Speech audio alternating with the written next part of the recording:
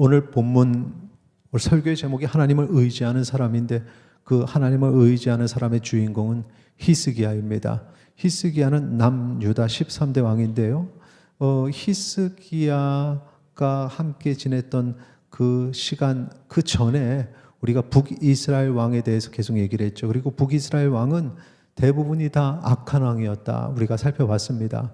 그런데 히스기야는 북이스라엘 왕이 아니라 남유다 왕이에요. 그리고 히스기야 왕까지 오기까지가 1대부터 13대까지의 이 내용을 보면 그래도 다행히 그 7명이 하나님 앞에 정직한 왕이다라고 평가를 받았습니다. 그러면 7이 14, 그러니까 과반수가 넘는 인원이 그래도 하나님 앞엔 선하다라고 인정을 받은 거죠. 그러니까 분위기가 북이스라엘보다는 남유다가 훨씬 낫습니다. 특별히 히스기야 왕은 하나님을 의지하는 사람이라는 이 설교 제목 타이틀처럼 하나님 의지하는 데 있어서는 그 남유다의 그 어떤 왕들과 비교할 수 없을 만큼 그렇게 최고였습니다. 관련 본문을 보면은 열왕기하 18장 5절 히스기야가 이스라엘 하나님 여호와를 의지하였는데 그의 전후 유다 여러 왕 중에 그러한 자가 없었다 이렇게 말하죠. 그 전후 유다 여러 왕 중에 북이스라엘 왕보다는 유다 왕들이 훨씬 낫는데 그런데 그 중에서도 히스기야는 하나님 의지하는 데는 최고였다 이렇게 평가를 받는 것입니다. 그렇게 하나님을 의지하니까 히스기야는 두려움이 없었습니다. 그래서 이 사실 뭔가를 바꾸는 게 쉽지 않아요. 뭐 하나 바꾸고 이것을 좀 선하게 바꾸겠다. 우리가 선하게 이렇게 바꾸는 것, 특히 신앙에 있어서는 우리가 신앙이 개혁주의 신앙이다 이렇게 얘기해요. 개혁주의 신학, 그리고 그 신학이 우리의 삶 속에는 개혁주의 신앙으로 자리 잡는 거죠. 근데 그 개혁주의라는 게 뭐냐 하면 성경으로 돌아가자 이겁니다. 그러니까 모든 삶의 기준이 성경이 되어야 된다. 살다 보면은 성경에서 벗어난 일들이 자꾸 생기는데 다시 돌아오는 겁니다. 성경으로. 개인적으로도 여러분들이 그리스도인으로서 성경대로 말씀대로 살려고 노력하다가 어느 순간에 자꾸 거기서 벗어나면은 돌이켜서 돌아오고 그때마다 나는 왜 이러지? 이렇게 생각하실 필요가 없습니다. 우리는 연약하기 때문에 이게 계속 반복되는 거예요. 성경으로 돌아오고 그래서 그 기준이 교회가 하나님의 말씀이 선포되고 그 말씀에 나를 계속 맞춰보는 거죠. 오늘도 우리가 설교를 들을 때에 하나님의 말씀을 듣고 우리가 거기에 다시 맞추려는 하는 이런 움직임들이 계속 있어야 이게 개혁주의 신앙이다라는 것입니다. 히스기야는 이 성경에 놓고 보니까 지금 이스라엘이 이게 이러면 안 된다. 이거 개혁 운동을 하는 거죠. 그래서 개혁을 하는데 성전을 회복하고 교회가 회복이 돼야 되고 그 다음에 우상 숭배하는 거 다 없애는데 심지어는 사람들이 건드리지 못하는 전통까지 건드립니다. 그 전통이 뭐였냐면은 특히 이스라엘은 신앙의 전통은 곧 그 신앙의 선배들의 그 유전을 이렇게 받는 것인데 그래서 거기 되게 민감하죠. 그런데 그 모세, 특별히 존경받는 지도자 모세, 그 모세가 광야에서 사람들을 치유했던 그 여러분 뱀 기억하십니까? 구리뱀. 그 구리뱀, 그 놋뱀을 가지고 있었어요. 그때까지. 근데 그 놋뱀을 바라보는 자는 고침을 받을 것이다 했을 때의 그 고치는 능력은 놋뱀에서 나온 게 아니라 하나님의 능력이거든요. 하나님의 능력이 적용이 되는데 명령을 내리시죠.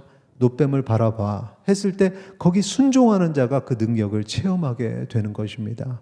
그러니까 그 능력은 놋뱀의 능력이 아니라 하나님의 능력입니다. 십자가의 능력도 그렇죠. 십자가만을 바라보라 할 때 그것은 십자가를 통해서 우리에게 놀라우신 은혜를 주시는 하나님을 바라봐라 라는 얘기지, 하나님 없는 십자가는 아무 의미 없는 겁니다. 하나님 없는 십자가는 단지 로마의 사형 틀일 뿐입니다. 사람들이 어떻게 변질되냐 하면은 하나님을 바라보는 게 아니라 놋뱀을 바라보는 거예요. 이 놋뱀이 위대하다. 놋뱀이 위대하다. 그러면서 놋뱀을 우상화하는 겁니다. 우리가 개혁주의 신앙으로 로마 카톨릭의 신앙이 잘못됐다, 성경에서 벗어났다라고 얘기를 하는 여러 가지들이 있는데, 그 중에 하나가 이런 성상, 물질을 자꾸 우상화하는 겁니다. 본인들은 아니라 그러죠. 놋뱀을 갖다 놓고 유대인들한테 너 지금 놋뱀이 하나님이라는 거야? 그러면 내가 언제 놋뱀을 하나님이라 그래? 아니야. 그런데 놋뱀을 바라볼 때는 하나님 바라보듯이 바라보는 겁니다. 똑같은 일이 로마 카톨릭에서 벌어지고 있는 것이고, 그래서 이런 것들은 우상숭배다. 이 히스기야가 그 놋뱀을 부셔버려요. 이건 우상이야 하고 부셔버려요. 얼마나 반발이 심하겠습니까? 우리 민족의 유전과 전통을 따르지 않는 거야 막 이러면서 뭐 들고 일어날 수 있는 문제지요. 이거는 이런 것들을 바꾸는 게 쉽지 않습니다. 오늘날에도 교회 안에서 교회가 바라봐야 될 하나님의 말씀을 가지고 계속해서 개혁의 그런 움직임이 있어야 되는데, 오랫동안 해왔던 것을 바꾸려고 하면은 난리가 나요. 난리가 나요. 그건 신앙이 아니죠. 그건 신앙이 아닙니다. 그런데 히스기야는 신앙 개혁 정책을 이렇게 폈고, 특히 또 뭘 왕들이 건들지 못하는 산당, 제가 지금 말씀드릴 때 1대에서 13대까지 과반수인 그 이상인 7명의 왕들이 하나님 앞에 정직했다라는 평가를 받았음에도 불구하고, 성경 보세요. 열왕기하 보시면 그런 평가 뒤에는 무슨 말이 붙어 있냐면, 그런데 산당은 제거하지 못했어 라는 말이 계속 붙습니다. 아무도 건들지 못하는 게 이 산당인 거죠. 산당이 하나님께 예배하는 예배의 초소라면 그런 말이 있지는 않는데, 이게 자꾸 변질되는 거예요. 그러다 보니까 히스기야가 이 산당까지도 치워버렸습니다. 이거는 그 당시에 있는, 우리가 그 당시에 있으면 아마 심장이 두근거렸을 겁니다. 야, 이래도 되나? 이렇게 우리가 전통으로 지켜왔던 거 이렇게 다 뒤집어도 되나? 심장 두근거리고 막 떨리고 그랬을 거예요. 근데 히스기야가 이런 일을 할 수 있었던 것은 하나님을 의지했기 때문에, 살아계신 하나님이 중심이 되고 말씀이 중심이 돼야지. 이게 도대체 뭐야? 이게 개혁주의입니다. 그런데 이렇게 하나님 의지하면서 살았던 히스기야, 그럼 그 앞길이 일상이 잘 돼야 될 텐데, 하나님을 의지하는 사람도 일상 삶에 보면 어려움이 또 오고 더 큰 어려움이 오고 자꾸 문제들이 생깁니다. 하나님을 의지한다고 해서 문제가 안 생기는 건 아닙니다. 히스기야에게 온 문제는 아수르의 공격이었습니다. 아수르는 이미 북이스라엘을 멸망을 시켰고, 그 다음에 남유다를 공격을 하는 거죠. 그런데 그게 히스기야 때, 하나님을 의지하는 사람이 왕으로 있을 때, 아니 하나님, 히스기야가 그렇게 하나님을 의지하면 좀 다른 때 문제가 생기게 하셔야죠. 아니요, 히스기야 때 그 문제가 오는 거죠. 아수르의 공격이 옵니다. 열왕기하 18장 13절 보면, 히스기야 왕 제14년에 아수르의 왕 사네립이 올라와서 유다 모든 견고한 성읍들을 쳐서 점령하매, 이렇게 기록이 되어 있습니다. 아주 간단하게 써 있죠. 아수르의 왕 사네립이 공격을 했는데 유다의 견고한 성읍들을 쳐서 점령을 해 나가고 있어요. 이 상황이 뭐냐 하면은, 예루살렘은 아직 점령이 안 됐는데 그 주변에서부터 이렇게 점령해서 오고 있는 겁니다. 이게 얼마나 두려운 건지 이 사네립 왕의 기록을 보면, 자기들이 이렇게 승리를 했으니까 거기다 비석에다가 기록을 하잖아요. 그래서 사네립의 비석에 보면은 고고학적으로 그게 이제 뭐라고 되어 있냐면은, 거기에 무너뜨린 성읍이 46개다 이렇게 기록이 되어 있어요. 46개의 성읍이 무너지도록 점점 다가오는 거죠. 야, 큰일 났다. 큰일 났다. 얼마나 두려울까요? 아니, 도대체 왜 이런 일이 벌어지는 거야? 히스기야 왕이 거기 산당 없애고 그 놋뱀 없앨 때부터 다 알아봤어. 응? 그런 것 때문에 이렇게 된 거 아니야? 우리의 전통을 다 무너뜨리니까 이런 일이 벌어지는 거 아니야? 이런 공격도 있는 거죠. 너무 힘든 가운데, 어려운 가운데 있게 된 겁니다. 히스기야가 왕으로서 그냥 둘 수는 없으니까 다 점령되기 전에 이것을 협상을 하자. 그래서 신하들을 보냅니다. 그리고 우리가 조공을 바치겠습니다. 그래, 조공 바쳐라. 그래서 이제 일단은 공격을 멈췄어요. 그리고 나서 조공을 바치는데 얼마나 많은 걸 요구하는지 있는 거 다 주고도 더 내놔. 그래서 심지어는 솔로몬의 그 성전이 얼마나 아름다운지, 그때 부가 아주 그냥 부유한 삶을 살았으니까 그 당시에 성전에다가 금으로 다 도금을 했던 거예요. 그 금을 다 긁어가지고 그것마저 다 바치게 되는 거죠. 성전이 그렇게 금을 다 긁어야만 하는 상황은 두 가지 의미가 있습니다. 첫째는 이스라엘이 이렇게 군사적으로 약화됐다. 두 번째, 경제적으로도 힘들게 됐다. 한 나라가 경제적으로 바닥을 치고 군사력도 바닥을 치면 이건 존재감이 없는 겁니다. 지금 남유다가 그렇게 된 겁니다. 그런데 그게 끝이 아니었어요. 그렇게 평화가 오면 좋은데 시련이 한 번 더 옵니다. 아수르가 시간이 한참 좀 지난 다음에 또 공격을 하는 겁니다. 그냥 대군을 이끌고 와서 무너뜨리려고 하는 거죠. 열왕기하 18장 16절에 보시면 이렇게 기록이 되어 있습니다. 같이 읽겠습니다.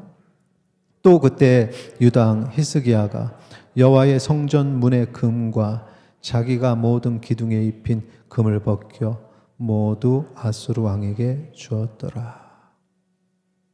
자, 여기 보니까 1차 공격 때 그 긁어서 준 거 설명을 했죠. 그리고 나서 이제 17절이 2차 공격 얘기입니다. 17절 읽겠습니다.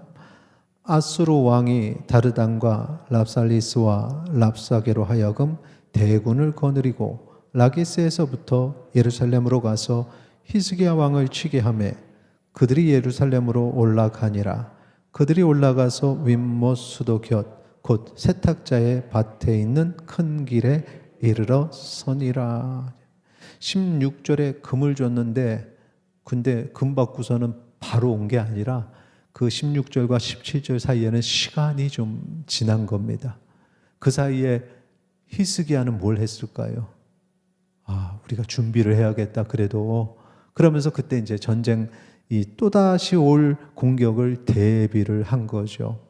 여기에는 지금 나타나 있지 않고 그냥 쓱 지나가서 17절로 2차로 바로 넘어갔지만 역대하에는 자세하게 기록이 되어 있어요. 히스기야가 뭘 준비했느냐? 첫째, 성 밖에 물이 있는데 저 사람들이 공격해서 제 성을 포위하면 그 물을 가지고 오래 버티니 우리는 성 안에서 물이 없으면 안 되니 그 물을 성 안으로 끌고 들어오자. 그래서 물길을 만들어서 이렇게 성 안으로 끌고 들어오는 일을 하게 되죠.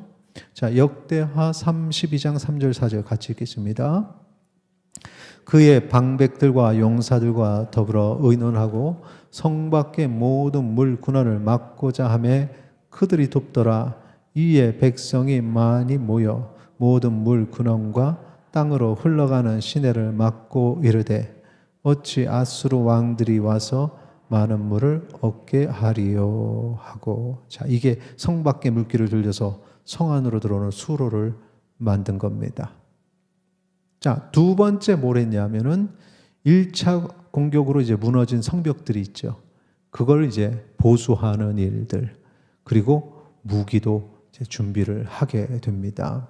그 내용이 32장, 역대하 32장 5절에 있어요. 제가 읽겠습니다. 히스기야가 힘을 내어 무너진 모든 성벽을 보수하되 망대까지 높이 쌓고, 망대는 이제 이렇게 멀리서 오나 보는 높은 망대입니다. 파수꾼의 망대 이렇게 얘기하죠.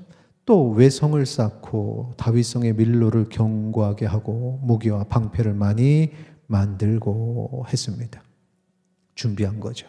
세 번째 한 일이 있어요. 세 번째는 뭐냐면 이제 이런 거 있잖아요. 공격을 대비해서 우리가 군사적 협약을 다른 나라랑 맺으면 누군가가 공격하면 자동으로 군사적으로 개입하도록 협약을 해야겠다. 그래서 애굽하고 그 협약을 합니다. 애국과 동맹을 위한 이 교섭을 타진하게 되는데 그게 이제 열왕기하 18장 21절에 보면 아수르가 쳐들어와 가지고 이런 소리를 하는 걸 통해서 우리가 알 수 있어요. 이제 내가 너를 위해 조상한 갈대 지팡이 애굽을 의뢰하도다. 사람이 그것을 의지하면 그의 손에 찔려 들어갈지라. 애굽의 왕 바로는 그에게 의뢰하는 모든 자에게 이와 같으니라. 네가 지금 나를 대적하려고, 아수르가 얘기하는 거죠. 저 애굽하고 붙었어? 애굽하고 붙으면 지게 돼 있어. 가시에 찔리는 거야. 이제 이런 얘기를 하는 거죠. 이렇게 세 가지를 준비를 잘 했습니다. 그런데 아수르가 그럼에도 불구하고 침공을 했어요. 대군을 이끌고, 이런 상황들을 아니까 대군을 이끌고 탁 침공을 해가지고는 성 앞에서 소리를 짓는 거죠. 근데 소리를 지르는데 그때 이게 심리전.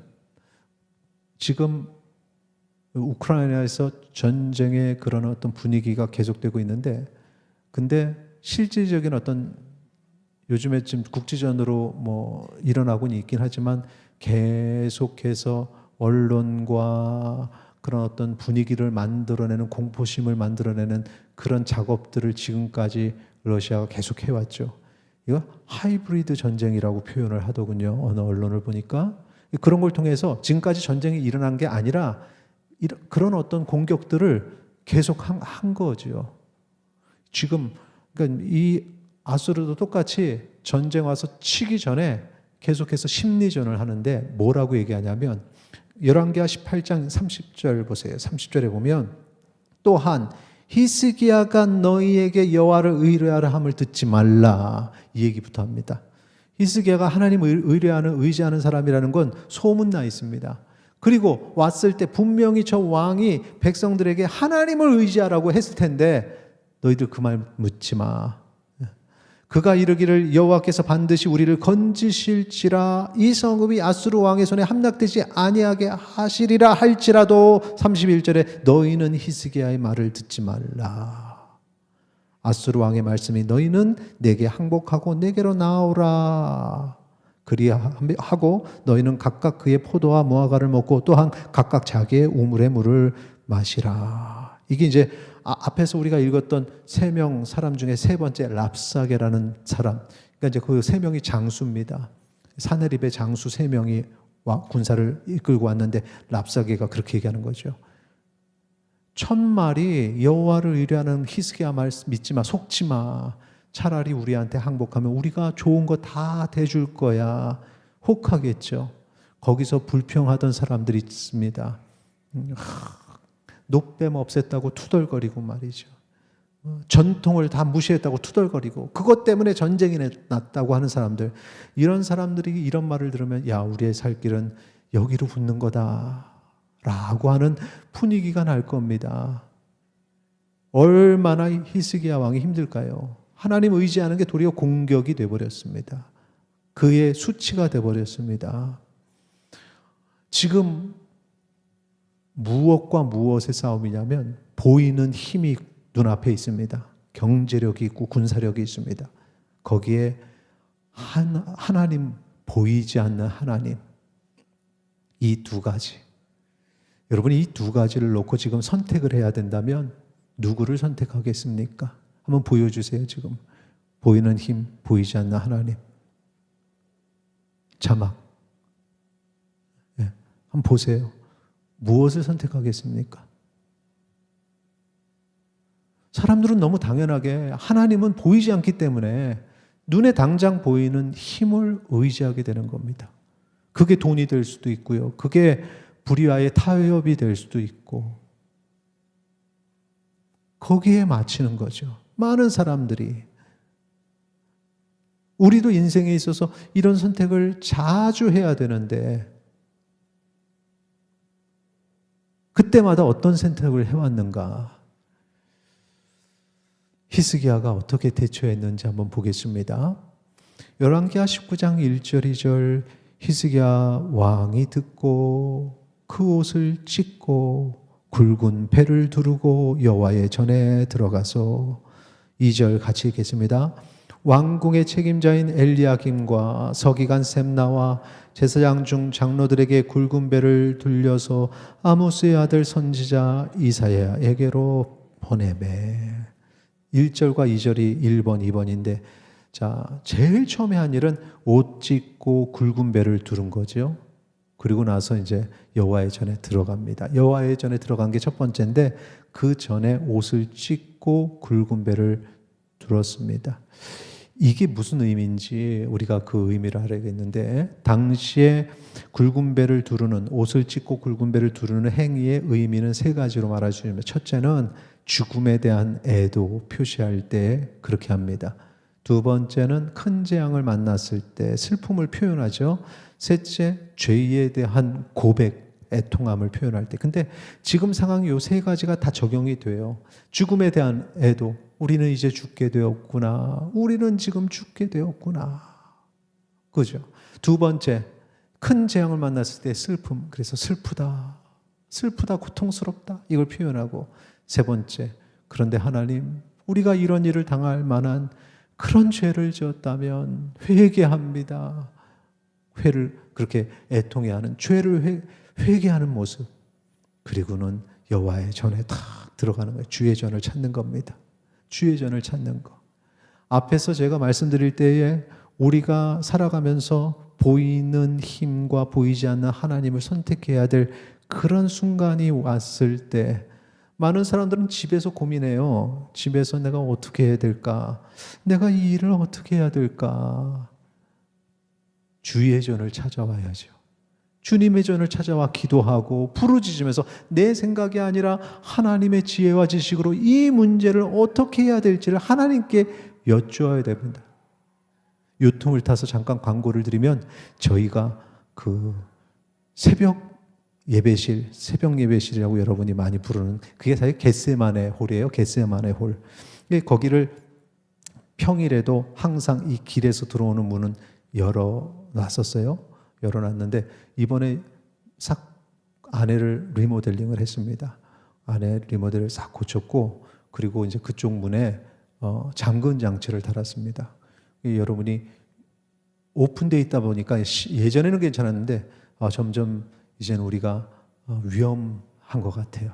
그래서 여러분이 편하게 기도할 수 있도록 잠금 장치를 했는데, 기도하려고 들어왔다가 잠겨 있으니까 이제 못 들어가나 하지 마시고, 거기에 보면은 문이 이렇게 전화번호를 적어놨으니까 우리 교육자들에게 전화하셔서 물어보세요. 네, 기도하기 원한다. 그러면 비밀번호를 공개해서 알려드릴 겁니다. 다. 그러니까 여러분이 거기서 들어가서 기도하고, 어떤 분이 기도하려고 그렇게 하시는구나. 정기적으로 제가 기도하겠다 하는 분들은 좀 알려주시고요. 그렇게 해서 좀 안전하게 기도할 수 있도록. 그 안에 들어가면 기도실이 3개가 있는데 안에도 싹 고쳤어요. 그리고 뭘 갖다 놨냐면 무릎 의자를 갖다 놨죠. 무릎 의자. 저는 그런 게 있는지 처음 알았습니다. 무릎을 꿇을 때 불편하지 않도록 조그마한 곳에 앉고 그 사이에 다리를 집어넣을 수 있는 의자. 저는 그거 보면서 이게 도대체 뭘까 한참 고민을 했기 때문에 알려드리는 겁니다. 밖에 사람이 없을 때는 좀 큰 소리로 기도해도 상관없지만 또 누군가가 있을 때는, 저는 기도가 통성 기도도 귀하고 묵상 기도도 정말 귀하다고 생각을 해요.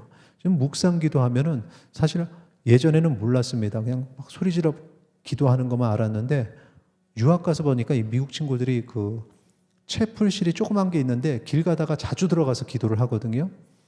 들어가면은 얼마나 이 백인 친구들이 그냥 조용히 기도하는데 정말 뜨겁게 기도하는지 몰라요. 무릎을 이렇게 엉덩이를 대지 않고 무릎을 꿇는 거 있잖아요. 이렇게 그런 의자가 있어요. 그러고선 다 기도하는데, 거기서 제가 소리를 지를 수 없으니까 저도 그런 기도를 하다 보니까 이게, 이 묵상 기도 너무 좋다.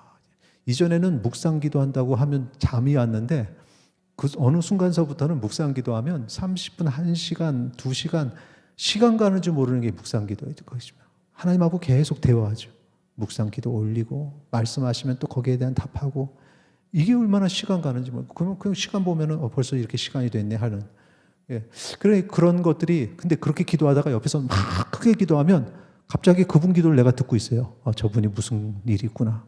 저런 일이 있었네. 하나님께 집중하지 못하게 되더라고요. 그러니까 그런 일들이 벌어지지 않게 혼자 있을 때는 막 뜨겁게 기도하고, 근데 누군가가 만약에 같이 크게 기도하면 상관없는데 저분이 좀 묵상 기도할 때는 또 나는 개인 기도실로 들어가고 뭐 이렇게 하시면 좋을 것 같습니다. 오늘 불 켜놓으라 그랬으니까, 부교육자들에게 불 켜놓으라 그랬으니까 여러분 한번, 야, 이거 이렇게 고쳐놨구나. 천장을 왜 이렇게 다 열어놨어? 교회 예배당에. 우리가 이게 건물이 80년대 지은 거니까 위에가 자꾸 빠지고, 그래서 수리를 하고 해도 또 문제가 생기고, 그래서 안 되겠다. 그냥 오픈해 놓는 게, 수리하는 게 편하겠다. 그리고 주저앉지 않게 안전을 위해서 그래서 다 걷었습니다. 그건 여러분이 그렇게 알아주시고요. 자, 주의전을 찾으셔요. 항상. 예. 여러분을 위해 준비된 공간이니까 항상 주의전을 찾아서 부르짖고 기도하고 간절히. 여기 보면은 히스기야의 기도가 나오죠. 열왕기하 19장 16절 보면 여호와여 귀를 기울여 들으소서, 여호와여 눈을 떠 보시옵소서, 사내립이 살아계신 하나님을 비방하러 보낸 말을 들으시옵소서. 저거는 하나님을 향한 말인데 그게 너무 가슴이 아픈 겁니다. 그러니까 귀를 기울여 들으소서. 19절 같이 읽겠습니다. 우리 하나님 여호와여 원하건대 이제 우리를 그의 손에서 구원하옵소서. 그리하시면 천하만국이 주 여호와가 홀로 하나님이신 줄 알리다 하니라. 아멘. 지금 하나님, 도대체 내가 뭘 잘못했습니까? 내가 왜 이런 상황입니까? 라는 기도가 아닙니다. 하나님을 의지하니까 하나님이 아시기만 하면 저건 다 끝나는데, 하나님 좀 들어주세요, 봐주세요, 이런 기도를 올리는 거죠. 하나님 앞에 그렇게 간구하는 기도, 우리의 기도가 이런 기도가 되기를 원합니다. 매일 내 상황을 투덜거리는 것이 아니라 하나님을 신뢰하는 사람의 기도. 하나님의 영광을 가리는 일들이 이 땅에 있습니다. 고쳐주세요. 하나님의 영광 드러나게 해주세요. 그리고 그 뒤에 하나님께서 응답하시는데 4가지 응답. 첫째는 두려워하지 말라. 두려워하지 말라. 열왕기하 19장 6절. 이사야가 그들에게 이르되 너희는 너희 주에게 이렇게 말하라. 여호와의 말씀이 너는 아수르 왕의 신복에 들은 바 나를 모욕하는 말 때문에 두려워하지 말라. 하나님께서 그러는 거죠. 나를 모욕하는 말 때문에 너희들이 두려워할 필요 없어. 주님으로 인해 고난을 받을 때 두려워할 필요가 없어요.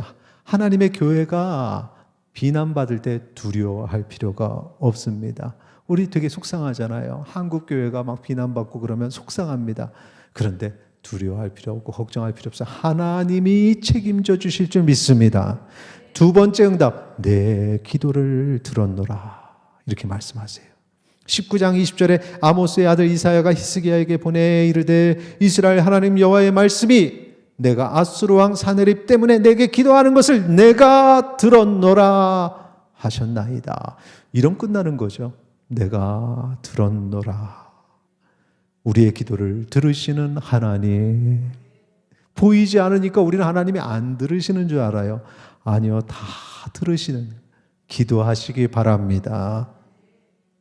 셋째는 유다가 당한 비난은 나를 향한 것이다. 열왕기하 19장 22절에 내가 누구를 꾸짖었으며 비방하였느냐, 누구를 향하여 소리를 높였으며 눈을 높이 떴느냐, 이스라엘의 거룩한 자에게 그리하였도다. 지금 하나님을 대적하는 소리야 라고 적들에게 얘기하시는 거죠. 그러니까 그게 이스라엘이 아닙니다.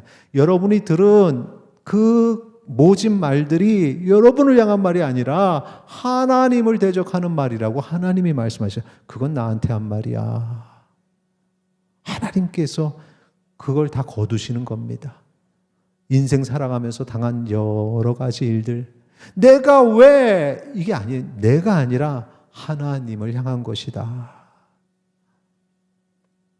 4번째 마지막 응답은 이겁니다. 남은 자는 복을 받으리라. 열왕기하 19장 30절 31절 같이 읽겠습니다. 유다 족속 중에서 피하고 남은 자는 다시 아래로 뿌리를 내리고 위로 열매를 맺을지라. 남은 자는 예루살렘에서부터 나올 것이요 피하는 자는 시온산에서부터 나오리니 여호와의 열심히 이 일을 이루리라 하셨나이다 하니라. 아멘. 여기서 남은 자 얘기, 지난 설교 때도 이 남은 자 얘기를 잠깐 했는데 지금 보세요. 지금 계속 아수르가 뭐라 그러냐면 그 말 믿지 마. 우리한테 오면 우리가 잘 모든 거 다 줄 거야 라고 유혹할 때 그 유혹에 넘어가지 않고 끝까지 하나님을 신뢰하는 사람, 이 고난에 두려워하지 않고 끝까지 믿음으로 버티는 사람, 이 사람이 남은 자고 아래로 뿌리를 내리고 위에 열매를 맺어서 하나님께서 그 풍성함의 은혜를 주신다는 겁니다. 이 네 가지 응답하시고 확증하시죠. 열왕기하 19장 34절 내가 나와 나의 종 다윗을 위하여 이 성을 보호하여 구원하리라. 하나님의 말씀입니다. 내가 너 지켜줄게.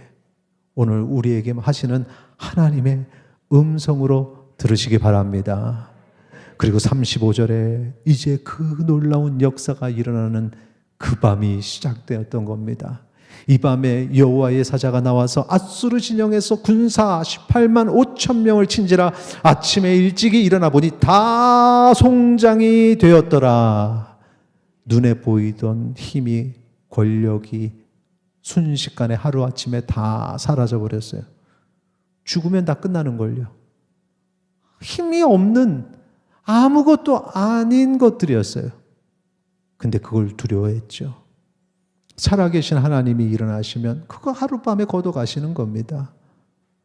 이것이 보이지 않는 하나님의 능력이요, 이렇게 하룻밤에 사라지는 게 보이는 힘들입니다.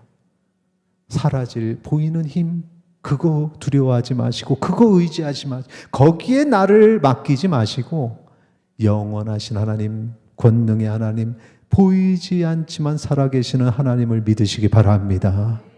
그렇게 아수르 무너지고 사내립도 죽게 됩니다. 자, 오늘 말씀 정리합니다. 하나님 앞에 신실한 히스기야였지만 현실에서는 계속해서 강한 아수르의 공격, 치욕 당했죠. 아무것도 할 수 없었습니다. 무기력했습니다. 같은 내부에서도 비난했습니다. 그때 히스기야 한 말은 애통함으로 하나님을 붙잡는 것, 회개함으로 기도하는 것.